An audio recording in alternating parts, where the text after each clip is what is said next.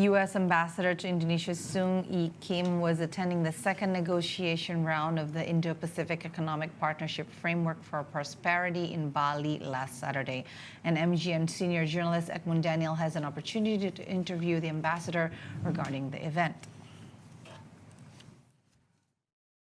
Here with me right now is U.S. Ambassador to Indonesia, His Excellency Mr.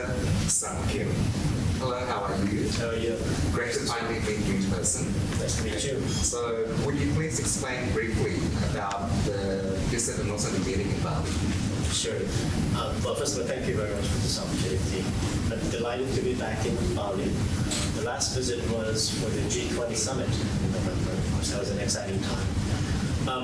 I'm back primarily to attend the Indo-Pacific Business Forum. It's organized by Kadin and the Coordinating Ministry of Economic Affairs. A tremendous opportunity to sort of add momentum to all of the progress that we have been making in our economic partnership with Indonesia. So very excited to be here. Exactly. President Biden actually he launched the Indo-Pacific Economic Framework for Prosperity back in May last year, and he described it as writing new rules for the 21st century. How do you make of that? Well, I agree completely with the President. I think the Indo-Pacific Economic Framework is a very exciting initiative that will help the participating countries, the U.S., Indonesia, and 12 other countries in the region, deal with some of the biggest challenges in the 21st century. We're talking about clean energy, supply chain resiliency, trade facilitation, and fighting corruption. And also he stated that the participants' economies would grow faster and fairer. And in your words, would you agree with this statement? Oh, absolutely.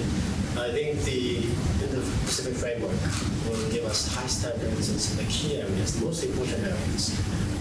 High standards and high benefits.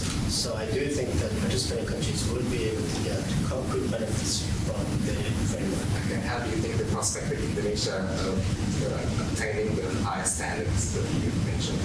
Well, Indonesia is a key partner in this effort. And the fact that the second round of negotiations, which took place this week, was hosted by Indonesia indicates Indonesia's commitment to working closely with us and others in the process to make this a very meaningful thing. You also attended today's ceremony, okay? And it's the closing day of the second IPEF negotiations and Indo-Pacific Business Dialogue.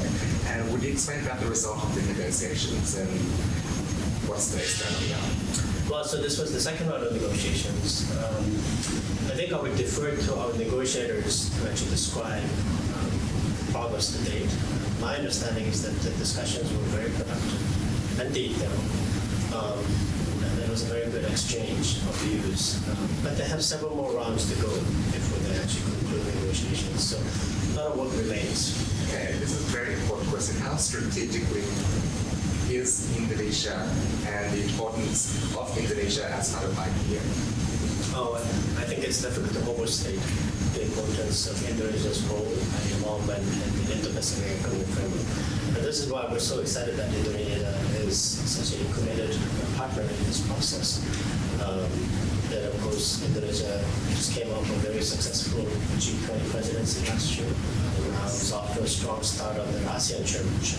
So a lot of exciting developments here. And what steps do you recommend the Indonesian government to take to further enhance relations between the U.S. and also participating countries? So I think in terms of relations with the U.S., there's great potential for economic partnership to grow. We're not doing badly, but I think our bilateral trade should be much bigger, given the size of the two markets. I think investment as well, there's some very important opportunities. And going forward, I very much look forward to working closely with our Indonesian counterparts and colleagues to make sure that we're actually capitalizing on all of the opportunities and potential that exists here in Indonesia. Any plans on President Biden to visit Indonesia?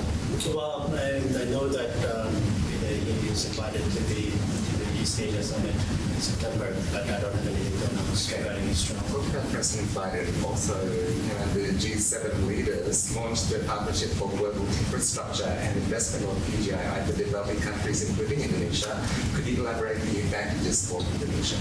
Sure. I think this was one of the exciting announcements from the G20 summit last year, when President Biden, together with President Jokowi, announced that G7 countries would mobilize $600 billion to support infrastructure development in developing countries. That, of course, includes possible infrastructure projects here in Indonesia. What we want is high quality, sustainable, and transparent infrastructure development. And that's what PGI will do for Indonesia and other countries in the region and beyond.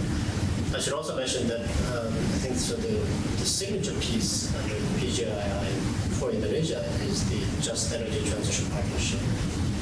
It's a very exciting initiative, a partnership with Indonesia that will help Indonesia accelerate its transition to green economy and clean energy. That sounds excellent. So about US-Indonesia environmental and climate change cooperation, there are any plans to disperse more funding for green energy projects in Indonesia? So this Just Energy Transition Partnership involves $20 billion public and private financing. And that will be used to support Indonesia's transition to green energy. So I think it's a win for our global effort in climate. It's a win for Indonesia, obviously, because it will be able to move more quickly, more expeditiously to green energy, to renewables. And I think it's a win for U.S.-Indonesia partnership. Because I hope everything will be running smoothly in the future, especially bilateral relations with Indonesia and also the US.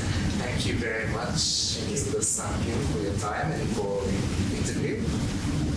And that was my interview with US Ambassador to Indonesia, His Excellency Mr. Sang Kim. I'm Edmund Daniel. Thank you for watching.